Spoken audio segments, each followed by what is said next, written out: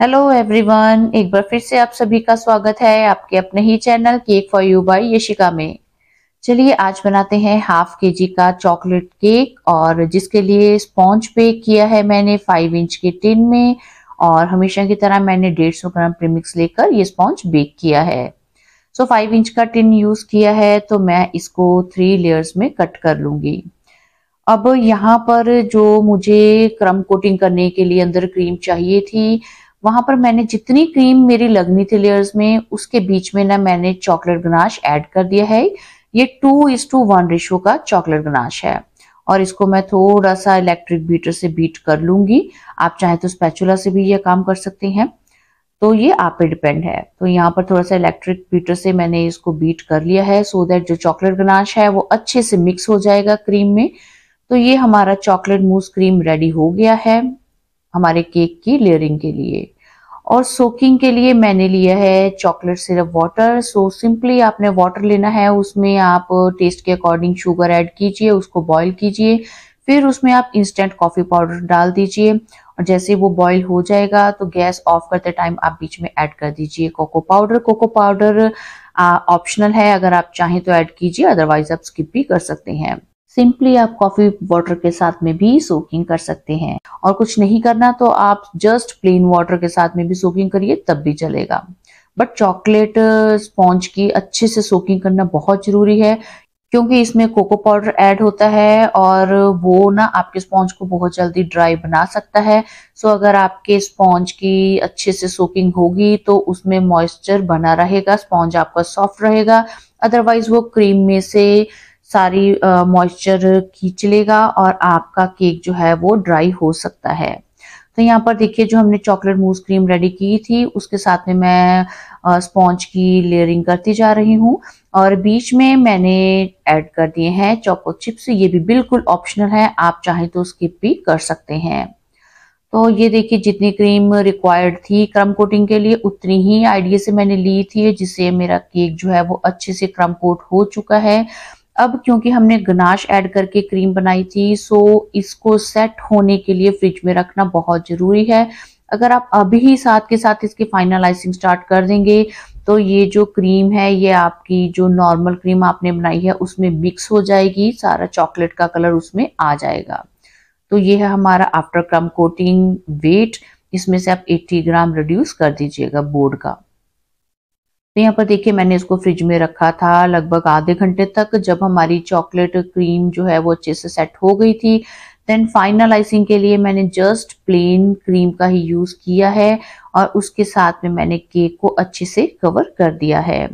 Piping bag से ही मैं cream apply करती हूँ, ये मुझे बहुत ही इजी लगता है, इसके साथ में मैस नहीं होता और क्रीम इक्वली आपके सारे केक के ऊपर स्प्रेड होती है और काम बहुत जल्दी हो जाता है। विदाउट एनी डाउट आप ट्राई करके देखिएगा, ये सच में बहुत जल्दी होने वाला काम है।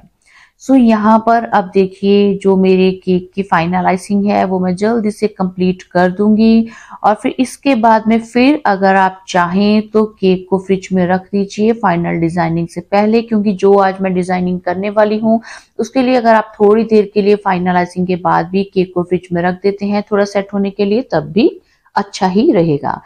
बट मैंने यहाँ पर कर दिया था साथ के साथ ही काम, क्योंकि ये मेरा अर्जेंट ऑर्डर था और मेरे पास ज्यादा टाइम नहीं था फ्रिज में बार बार केक को रखने के लिए, इसलिए आज मैंने सारा काम ना साथ के साथ ही किया। सो यहाँ पर फाइनलाइजिंग को मैंने कर दिया है कंप्लीट। अब आगे डिजाइनिंग के लिए ना मैंने पहले तो टॉप पर बना दिया है स्वर्ल का डिजाइन और उसके बाद में जो साइड वॉल्स हैं केक की उनके ऊपर ना मैंने अलग कलर की क्रीम बनाकर पैलेट नाइफ से थोड़ा थोड़ा पोर्शन क्रीम का लगा दिया है। इसके लिए मैंने ऑबरजाइन शेड ऐड की है क्रीम में, ऑबरजाइन जेल कलर को ऐड किया है जिसके साथ में ये डार्क सा शेड बन गया था क्रीम का। सो यहाँ पर क्रीम लगाने के बाद में एक बार फिर से मैंने स्क्रैपर से अच्छे से क्रीम को स्मूथ कर दिया है और इसके बाद में टॉप भी मुझे लगा कि कुछ खाली लग रहा है सो वहां पर भी थोड़ा सा मैंने सेम कलर का टच दिया और पैलेट नाइफ को ऊपर मैंने एक बार फिर से चला दिया है, जिससे कि जो सारा केक है उस पे इक्वली ये शेडिंग का इफेक्ट आ जाएगा। अब इसके बाद में कुछ और आगे डिजाइनिंग करने के लिए मैंने थोड़ी थोड़ी क्रीम को ना स्क्रैपर के ऊपर ही लिया और उसमें मैंने ब्लू कलर और फूशिया कलर ये थोड़ी थोड़ी ड्रॉप जो है ना बीच में क्रीम में ऐड कर दी हैं। और इन्हीं के साथ में मैं आज केक की जो है ना फाइनल डिजाइनिंग कंप्लीट करने वाली हूँ। सो डिजाइन का मेरे क्लाइंट ने कुछ स्पेसिफिकली नहीं कहा था, उन्होंने कहा था बस ना आप कुछ स्लीक सा डिजाइन बना दीजिए केक के ऊपर। सो बस वही थोड़ा सा आइडिया माइंड में रखते हुए मैंने ये 2 शेड्स बनाए हैं। और फिर उसके बाद में मैंने ये पेंटिंग पैलेट नाइफ लिया है सबसे छोटे साइज वाला। और इसके साथ में ना आप देखिए मैं पहले तो केक की साइड वॉल्स के ऊपर ना थोड़े थोड़े से स्ट्रोक दे रही हूँ ब्लू कलर की क्रीम के साथ में। सो जस्ट कुछ केक को ना एक अलग सी लुक भी देने के लिए, और जैसे कि क्लाइंट ने कहा आप कुछ स्लीक सा डिजाइन बनाइए। अब स्लीक सा डिजाइन वो कैसा चाह रहे थे, उन्होंने स्पेसिफिकली कुछ भी मुझे डिफाइन नहीं किया था। सो डिजाइन टोटली मेरे ऊपर था कि मैं उसको कैसे बना रही हूँ। सो मैंने कम से कम क्रीम के साथ में ही सोचा था कि मैं केक की डिजाइनिंग करने वाली हूँ। तो यहाँ पर ब्लू कलर के बाद में मैंने जो पिंक क्रीम रेडी की है उसके साथ में भी मैंने सेम प्लेस पर ही स्ट्रोक्स दिए हैं। जहां पर ब्लू वाले स्ट्रोक थे उसके ऊपर ही मैंने पिंक क्रीम के साथ में भी ये स्ट्रोक्स दे दिए हैं। सो ये तो था अभी साइड वॉल्स का डिजाइन। अब इसके बाद में मुझे लगा कि मुझे यही वाला सेम पैटर्न ना टॉप पार्ट के ऊपर भी कर देना चाहिए। सो मैंने टॉप पार्ट के ऊपर भी ना सेम दोनों ही कलर्स के साथ में थोड़े थोड़े स्ट्रोक देते हुए कुछ डिजाइन बनाया। पहले तो मैंने जस्ट केक के ना टॉप पार्ट पर एक साइड पर ही ये डिजाइन बनाया था, और नो डाउट वो डिजाइन ना उतने पार्ट में अच्छा भी लग रहा था। दोनों ही कलर को मिक्स एंड मैच करते हुए मैंने ये डिजाइन बनाया था। और इस डिजाइन को अगर मैं यहीं तक रखती तो नो डाउट ये डिजाइन बहुत अच्छा लगने वाला था। बट मैंने कुछ और इसमें और डिजाइनिंग करने की कोशिश की, जिसके कारण मुझे लगा कि बाद में ना कुछ होश पोश हो गया था।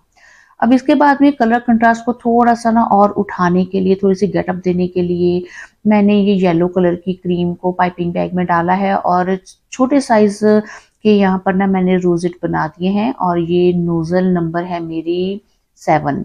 तो इसके साथ में ना मैंने ये छोटे छोटे से रोजेट पहले तो साइड पर बनाए, जो कि सच में बेहद खूबसूरत लग रहे थे देखने में। अब इसके बाद ना मैंने टॉप पार्ट के ऊपर भी ये कुछ रोजेट बना दिए। अब जो साइड पर पोर्शन खाली था ना वहां पर भी मैंने ये सेम डिजाइन बनाने की कोशिश की, सो दैट टॉप पार्ट ना इक्वली डिजाइंड लगे। बट ये मेरी मिस्टेक थी, मुझे उस पार्ट को खाली ही छोड़ देना चाहिए था। जब मैंने साइड पर बनाया तो क्रीम का टेक्सचर थोड़ा सा ड्राई हो चुका था, और फिर ऊपर जो मैंने येलो शेड का यूज किया उसके साथ ना कुछ केक ज्यादा ही मुझे भरा हुआ लग रहा था। सो ओवरऑल ना कुछ बात नहीं बन रही थी। मैंने पर्पल कलर के भी छोटे छोटे स्वर्ल बना दिए थे, बीच में नोजल नंबर 20 यूज की है। बट साइड वाला डिजाइन तो ओके था, जो टॉप पार्ट का डिजाइन है ना वो मुझे बनने के बाद में अच्छा नहीं लगा। सो फाइनली मैंने वहां से सारा ही डिजाइन उठा दिया। सारी क्रीम को मैंने धीरे धीरे पैलेट नाइफ के साथ में ऊपर से रिमूव किया, और फिर वहां पर पहले तो सिंपली पैलेट नाइफ को हल्का हल्का पानी से गीला करके मैंने ऊपर चलाया, सो दैट जो टॉप पार्ट है वो वापस से प्लेन हो जाए। अब उसके ऊपर फिर से मैंने थोड़ी सी व्हाइट क्रीम अप्लाई की, ताकि ऊपर का पोर्शन ना जो भी डल लग रहा था कलर वो थोड़ा सा उठ जाए, व्हाइट कलर की ही लुक ऊपर आए। और इसके बाद में दोबारा से मैंने पर्पल शेड को ऊपर अप्लाई किया, जो मैंने सबसे पहले लगाया था। और उसके साथ में केक के सेंटर पार्ट को मैंने फिर से वैसे ही डेकोरेट किया जैसे कि मैंने पहले डेकोरेट किया था। अब जो टॉप पार्ट है वो काफी क्रीम ड्राई हो गई थी, सो बीच में ना कहीं कहीं मुझे पानी का भी स्प्रे करना पड़ा, ताकि क्रीम की लुक थोड़ी सी स्मूथ नजर आए। अब इसके बाद में मैंने अपनी फेवरेट नोजल नंबर 8 का यूज किया है, और इसके साथ में मैंने टॉप के ऊपर ना एक बॉर्डर बना दिया है सिंपल सी व्हाइट क्रीम के साथ में, जो कि ऊपर उठ भी रहा था, अच्छा लग रहा था देखने में। अब प्रॉपर सारे कलर्स की ना मुझे आदत है कि मिक्स एंड मैच होने चाहिए पूरे केक में, कहीं पर भी एक कलर अलग सा नहीं दिखना चाहिए। सो यही सोचते हुए मैंने व्हाइट बॉर्डर को नीचे भी बनाया बॉटम में। फिर मैंने छोटे छोटे से ना पिंक रोजेट ऊपर बना दिए, और ये नोजल नंबर 20 है, जिसके साथ में मैंने छोटे छोटे से रोजेट्स बनाए हैं। और इनके साथ में जो ऊपर मैंने पैटर्न बनाया था थोड़ा थोड़ा वही टच ना मैंने नीचे भी बॉर्डर के ऊपर दिया। अब जो केक था ना उसकी लुक मुझे कुछ अच्छी लग रही थी, बस एक ये येलो कलर की कमी थी क्योंकि साइड वॉल्स पर था और मुझे टॉप पर भी दिखाना था, सो थोड़ा सा मैंने इसका टच टॉप पार्ट पर भी दे दिया था। अब जैसा कुछ केक जो पहले डिजाइन था ना उससे मुझे ज्यादा अच्छा लग रहा था, और ये जैसा कि क्लाइंट की डिमांड थी ऑलमोस्ट मैंने वैसे ही डिजाइनिंग के साथ में अब केक को रेडी कर दिया था। और ये केक मेरे क्लाइंट को बहुत पसंद आया। उन्होंने डिज़ाइन देखा तो उन्होंने तारीफ़ की कि बिल्कुल डिफरेंट और बहुत अच्छा डिज़ाइन बना है। सो ये है इस केक की फाइनल लुक। आप बताइए कि आपको आज की मेरी क्रिएटिविटी कैसी लगी। आई होप कि आपको ये डिज़ाइन ज़रूर पसंद आएगा और चैनल को सब्सक्राइब नहीं किया है तो जल्दी से चैनल को लाइक, सब्सक्राइब और शेयर कर दीजिएगा। जल्दी ही मिलते हैं एक और केक डेकोरेशन की वीडियो में। Till then bye bye. Thanks for watching.